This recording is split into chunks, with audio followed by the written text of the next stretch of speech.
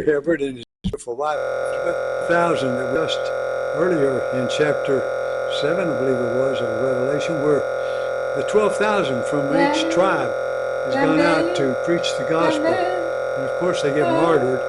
And here we are now in the 14th chapter, and they're up in heaven. Then I looked, and behold, on Mount Zion stood the Lamb, and with him 144,000. And, oh, bless his heart.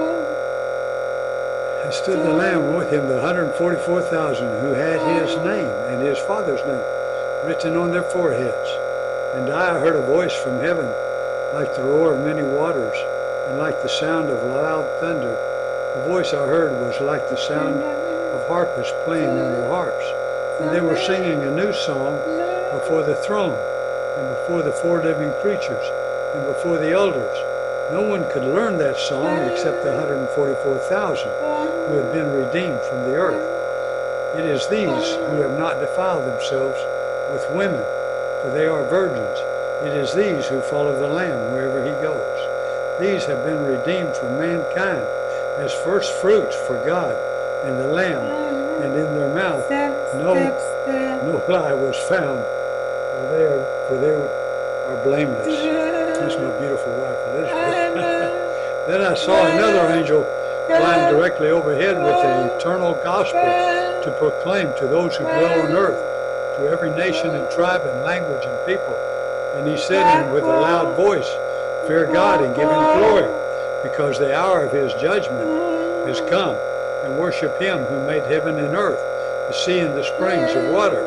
And another angel, the second followed, saying, "Fallen, fallen is Babylon the Great, she who made all nations drink the wine of the passion of their sexual immorality."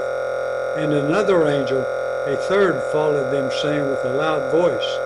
Now this is right down to the eternal judgment, and you want to listen. "If anyone worships the beast and its image, and receives a mark on his forehead or on his hand, he also will drink the wine of God's wrath, poured full strength into the cup of his anger.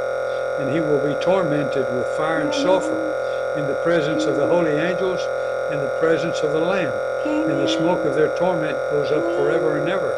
And they have no rest day or night, these worshippers of the beast and its image, and whoever receives the mark of his name." Here is a call for the endurance of the saints, those who keep the commandments of God and their faith in Jesus. And I heard a voice from heaven saying, "Write this, blessed are the dead who die in the Lord from now on. Blessed indeed, says the Spirit, that they may rest from their labors, for their deeds follow them." Then I looked, and behold, a white cloud, and seated on the cloud, one like a son of man, with a golden crown on his head, and a sharp sickle in his hand. And another angel came out of the temple, calling with a loud voice to him who has sat on the cloud, "Put in your sickle and reap, for the hour to reap has come, for the harvest of the earth is fully ripe." So he who sat on the cloud swung his sickle across the earth, and the earth was reaped. Then another angel came out of the temple in heaven. And I wonder of these two reapings, I wonder if that one was for the Lord's people. Anyway, here came another one, and he too had a sharp sickle. And another angel came out from the altar, the angel who had authority over the fire. And he called with a loud voice to the one who had the sharp sickle, Put in your sickle, and gather the clusters from the vine of the earth, for its grapes are ripe."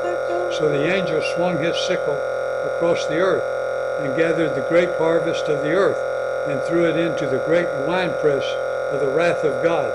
And the winepress were trodden outside the city, and blood flowed from the winepress as high as a horse's bridle for 1,600 stadia. And that ends chapter 14 of Revelation.